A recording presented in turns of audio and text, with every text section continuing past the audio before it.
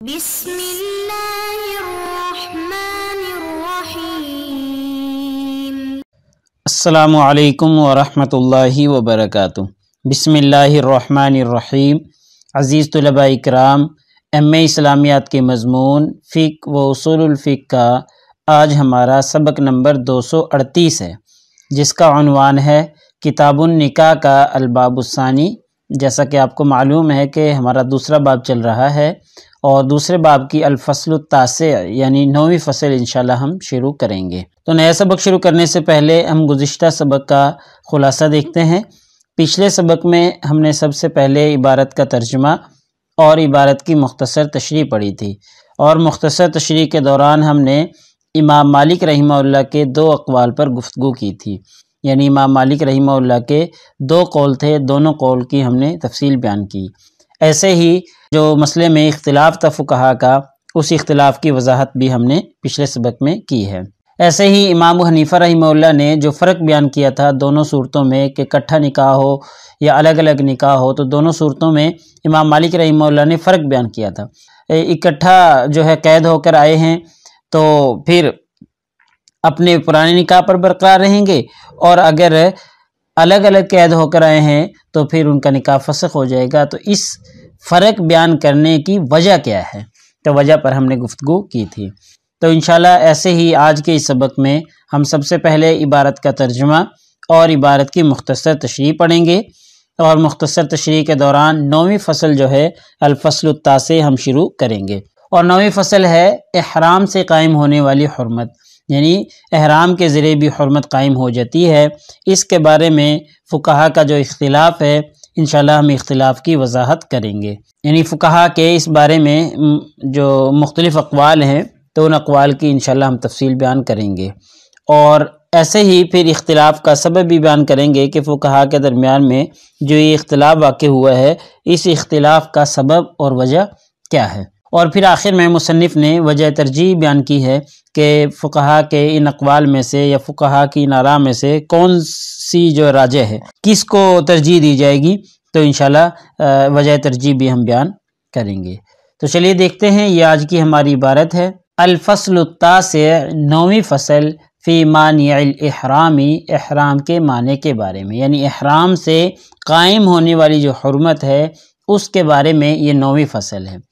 تو دیکھیے، واختلفوا فی نکاح المحرم، حالت احرام میں نکاح کے بارے میں واختلفوا فقہا کا اختلاف ہے، یعنی فقہا اس بارے میں مختلف آراء رکھتے ہیں کہ احرام کی حالت میں اگر کوئی شخص ہے تو کیا اس کا نکاح ہو سکتا ہے یا نہیں ہو سکتا، تو اس کے بارے میں فقہا کا اختلاف ہے۔ فقال مالک والشافعی واللیث والاوزاعی واحمد، ان تمام فقہا، امام احمد، امام اوزاعی، امام لیث، امام شافعی، امام مالک رحمہ اللہ، ان تمام فقہا کا کہنا یہ ہے کہ لا ينکح المحرم ولا ينکح، کہ جو محرم ہے حالت احرام میں ہے وہ نہ تو خود نکاح کر سکتا ہے اور لا ينکح، نہ دوسرے کا نکاح کروا سکتا ہے، یہ دونوں کام نہیں کر سکتا چونکہ وہ حالت احرام میں ہے۔ تو یہ ان فقہا کا مسلک ہے کہ اس کو یاد رکھنے، آپ نے آگے چل کے اس پر گفتگو ہوگی کہ امام مالک، امام شافعی، ان کا کہنا ہے کہ لا ينکح المحرم ولا ينکح، نہ خود اپنا نکاح کر سکتا ہے نہ کسی کا کروا سکتا ہے۔ فإن فعل، اگر اس نے ایسا کیا یعنی نکاح کیا خود اپنا یا کسی کا کروایا، فالنکاح باطل، تو نکاح جو ہے وہ باطل ہوگا۔ وہو قول عمر بن الخطاب وعلی وابن عمر وزید بن ثابت، ان تمام صحابہ کرام رضوان اللہ تعالی علیہ مجمعین کا بھی یہی مسلک ہے۔ زید بن ثابت، حضرت عبداللہ بن عمر، حضرت علی، حضرت عمر بن خطاب رضی اللہ تعالی عنہم، ان سب کا یہی کہنا ہے کہ محرم جو ہے وہ جو ہے نہ تو اپنا نکاح کر سکتا ہے نہ نکاح کروا سکتا ہے۔ یہ ایک قول ہو گیا۔ وقال ابو حنیفہ، امام ابو حنیفہ رحمہ اللہ فرماتے ہیں لا بأس بذالک، کہ محرم خود اپنا نکاح کر سکتا ہے اور کسی کا نکاح کروا سکتا ہے، یہ کام کرنے میں کوئی حرج نہیں ہے، یعنی وہ اپنا نکاح خود کر بھی سکتا ہے، کسی کا نکاح کروا بھی سکتا ہے۔ وسبب اختلافہم، اب یہ جو اختلاف ہو گیا ہے، ایک طرف امام مالک، امام شافعی ہیں، ایک طرف حضرت ابو امام حنیفہ رحمہ اللہ ہیں۔ اب اس اختلاف کا سبب کیا ہے؟ تو وسبب اختلافہم، فقہا کے درمیان جو اختلاف واقع ہوا ہے اس کا سبب تعارض النقل فی ھذا الباب، اس باب میں جو احادیث منقول ہیں ان کا اختلاف ہے، ان کے درمیان تعارض ہے، تو اس وجہ سے فقہا کے درمیان میں بھی تعارض ہو گیا ہے۔ تو فمنہا، ان احادیث میں سے جو کافی زیادہ اس باب میں وارد ہوئی ہیں، ایک ہے حدیث ابن عباس، ایک حدیث حضرت عبداللہ بن عباس رضی اللہ تعالیٰ عنہ سے ہے۔ وہ حدیث کیا ہے؟ ان رسول اللہ صلی اللہ علیہ وسلم، کہ رسول اللہ صلی اللہ علیہ وسلم نے نکح میمونۃ وہو محرم، حضرت میمونہ سے حالت احرام میں نکاح کیا تھا، وہو حدیث ثابت النقلی، اور یہ جو حدیث ہے یہ ثابت حدیث ہے، یعنی یہ نقل ہو کر ہم تک پہنچی ہے۔ تو اب دیکھیں، اب حدیث ابن عباس سے ثابت ہوتا ہے کہ آپ صلی اللہ علیہ وسلم نے حضرت میمونہ سے حالت احرام میں نکاح کیا تھا، تو اس سے یہ پتہ چلتا ہے کہ حالت احرام میں نکاح کیا جا سکتا ہے، جیسا کہ امام ابو حنیفہ رحمہ اللہ کا مسلک تھا۔ اب آگے دیکھیں، خرجہ اہل الصحیح، اور اس کی تخریج اہل صحاح نے بھی کی ہے، وعارضہ احادیث کثیرۃ عن میمونۃ،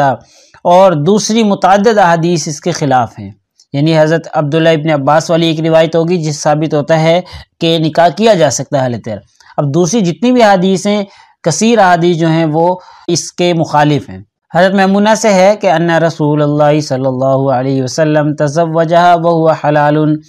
کہ نبی کریم صلی اللہ علیہ وسلم نے ان سے نکاح کیا تھا اس حال میں کہ آپ حلال تھے، یعنی حالت احرام میں نہیں تھے، حالت حلت میں تھے، تو اس وقت حضرت میمونہ سے نکاح کیا، حضرت میمونہ خود کہہ رہی ہیں، ٹھیک ہے۔ تو اب دیکھیں، اس سے ثابت ہوتا ہے کہ جی حالت احرام میں آپ نے نکاح نہیں کیا تھا، بلکہ جب آپ حلال تھے تب نکاح کیا تھا۔ قال ابو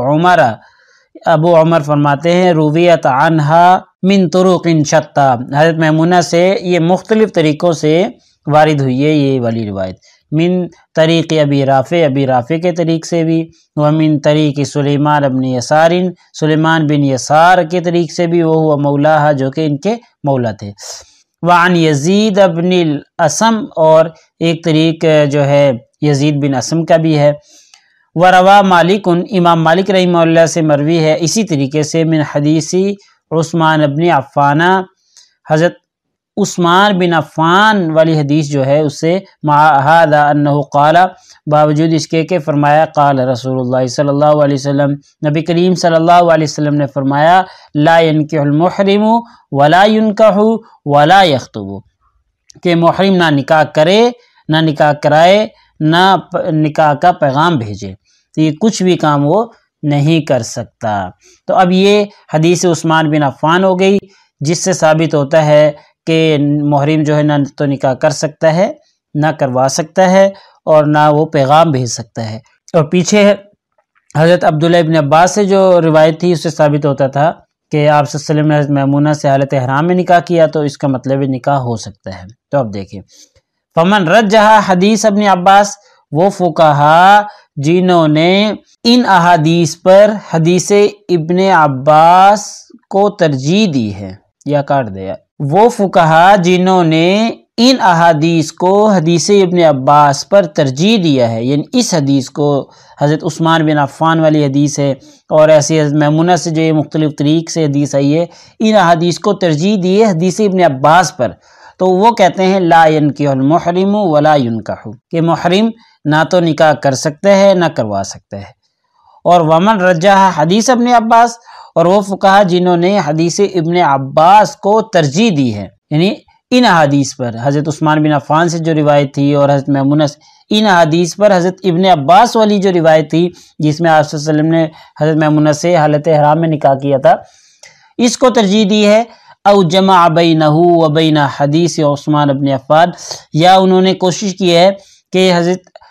ابن عباس والی جو حدیث ہے اور حضرت عثمان بن عفان والی جو حدیث ہے، ان دونوں کو جمع کرنے کی کوشش کی ہے، اس طریقے سے کہ بِأَنْ حَمَلَ النَّهِيَ الْوَارِدَ فِي ذَلِكَ عَلَى الْكَرَاهِيَةِ،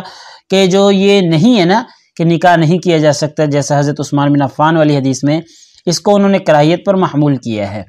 کہ اچھی بات نہیں ہے، ہاں اگر کوئی کر لے تو ہو جائے گا، یعنی وہ فقہا جنہوں نے یا تو حضرت ابن عباس والی حدیث کو ترجیح دی ہے یا حضرت ابن عباس اور حضرت عثمان بن عفان والی حدیث کو جمع کرنے کی کوشش کی ہے کہ نہیں کو جو ہے کرائیت پر محمول کر کے. تو قال یہ فقہا کہتے ہیں ینکحو و ینکحو کہ نکاح کر بھی سکتا ہے نکاح کروا بھی سکتا ہے. ھذا راجع الی تعارض الفعل والقول، اس اختلاف کا جو تعلق ہے وہ فعل اور قول میں تعارض ہے، فعلی والقول، فعل اور قول میں تعارض ہے. والوجہ الجمع او تغلیب القول، اور جمع اور تطبیق یا ترجیح کی کوئی صورت اختیار کرنے سے ہے، یعنی کوئی بھی صورت جو ہے وہ جمع کی، تطبیق کی یا ترجیح کی اختیار کی جا سکتی ہے. بس یہ فعل اور قول کا ہی آپس میں تعارض ہے اور باقی کوئی اتنا زیادہ فرق نہیں ہے. کسی بھی طریقے سے ان دونوں احادیث کو جمع کیا جا سکتا ہے کہ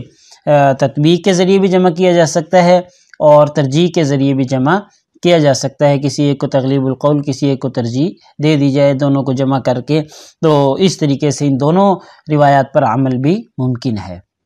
تو بہرحال خلاصہ یہ نکلا کہ حالت احرام میں نکاح ہو سکتا ہے یا نہیں، اس میں فقہا کا اختلاف ہے. امام ابو حنیفہ رحمہ اللہ کہتے ہیں ہو سکتا ہے، امام مالک، امام شافعی، امام اوزاعی، امام لیث وغیرہ کہتے ہیں کہ نہیں ہو سکتا. اور دلیل دونوں کی ہم نے دیکھ لی، یا جو اختلاف کا سبب ہے وہ ہم نے دیکھ لیا کہ حدیث عثمان بن عفان سے ثابت ہوتا ہے کہ جی جیسا کہ امام مالک کہتے ہیں نکاح نہیں ہو سکتا. حدیث حضرت عبداللہ ابن عباس سے ثابت ہوتا ہے کہ جی نکاح ہو سکتا ہے، کروا بھی سکتا ہے. تو دونوں کو ہم نے جمع بھی اور تطبیق کی صورت بھی دیکھ لی ہے، وجہ ترجیح جس کو ہم کہتے ہیں. تو لہٰذا آج کے ہمارے اس سبق کا خلاصہ یہ نکلا کہ آج کے اس سبق میں ہم نے سب سے پہلے عبارت کا ترجمہ اور عبارت کی مختصر تشریح دیکھی ہے، اور مختصر تشریح کے دوران ہم نے 9ویں فصل جو ہے وہ شروع کی ہے. جیسا کہ آپ کو معلوم ہے کہ فصول کا ایک سلسلہ شروع ہو رہا ہے، مصنف نے کیا ہوا ہے، اور 9ویں فصل الحمدللہ آج ہماری مکمل ہو گئی ہے. اور 9ویں فصل تھی احرام سے قائم ہونے والی حرمت، یعنی احرام کے ذریعے جو حرمت قائم ہوتی ہے اس کے بارے میں 9ویں فصل تھی. ایسے ہی فقہا کے اختلاف کی وضاحت بھی ہم نے کر دی ہے کہ فقہا کے درمیان میں جو یہ اختلاف ہے، اس اختلاف کی وضاحت امام مالک رحمہ اللہ، امام شافعی ایک طرف ہیں اور امام ابو حنیفہ رحمہ اللہ دوسری طرف ہیں. امام ابو حنیفہ رحمہ اللہ کے نزدیک نکاح ہو سکتا ہے، جبکہ امام شافعی، امام مالک کے نزدیک جو نکاح ہے حالت احرام میں وہ نہیں ہو سکتا. اگر کوئی ایسا کرے گا تو وہ نکاح باطل ہوگا. ایسے ہی یہ جو اختلاف واقع ہوا ہے، اس اختلاف کا سبب اور اس اختلاف کی وجہ بھی ہم نے دیکھ لی ہے کہ اس اختلاف کا سبب اور وجہ کیا ہے. ایسے ہی آخر میں مصنف کے مطابق ہم نے وجہ ترجیح بھی بیان کر دی ہے کہ وجہ ترجیح کیا ہے، اور بس یہ قول اور فعل کا آپس میں تضاد ہے، باقی اس کو جمع کیا جا سکتا ہے تطبیق کے ذریعے، ترجیح کے ذریعے. تو وجہ ترجیح بھی ہم نے بیان کر دی تھی کہ